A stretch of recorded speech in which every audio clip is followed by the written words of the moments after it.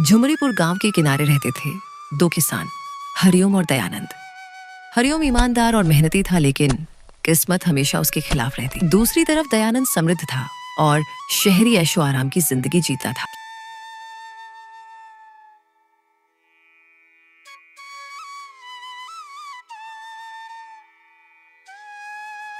कितनी अच्छी फसल तैयार हो गई, अब कल काट लेंगे।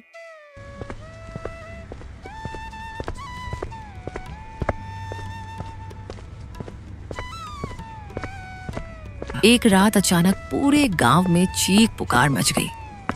सभी की तैयार खड़ी फसलें जलकर राख हो चुकी थीं।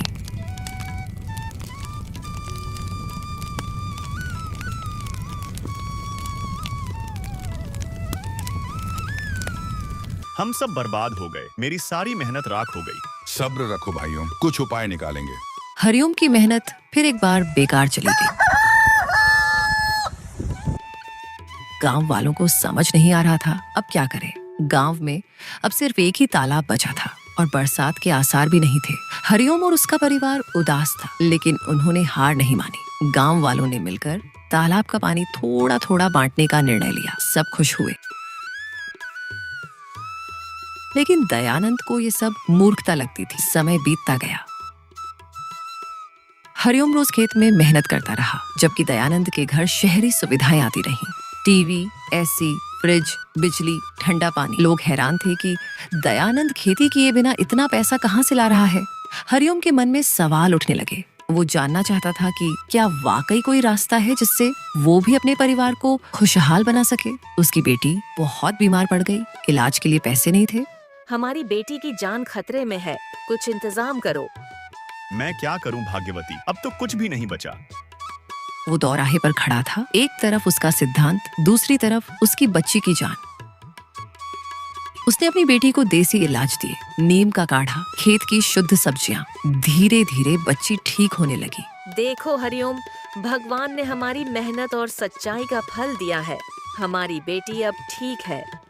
परिश्रम और सच्चाई ने एक बार फिर अपना असर दिखाया। दूसरी ओर दयानंद का लालच बढ़ता गया। वो नकली चावल और नकली सब्जियां बेचता रहा।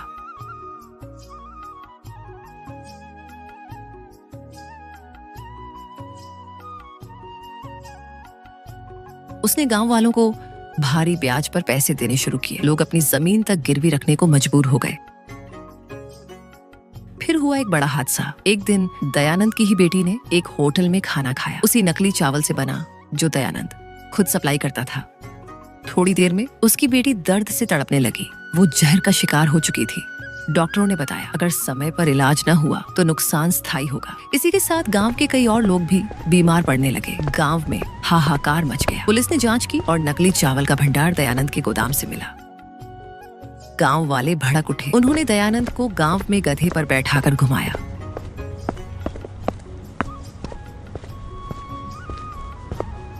फिर पुलिस उसे गिरफ्तार कर लेगी।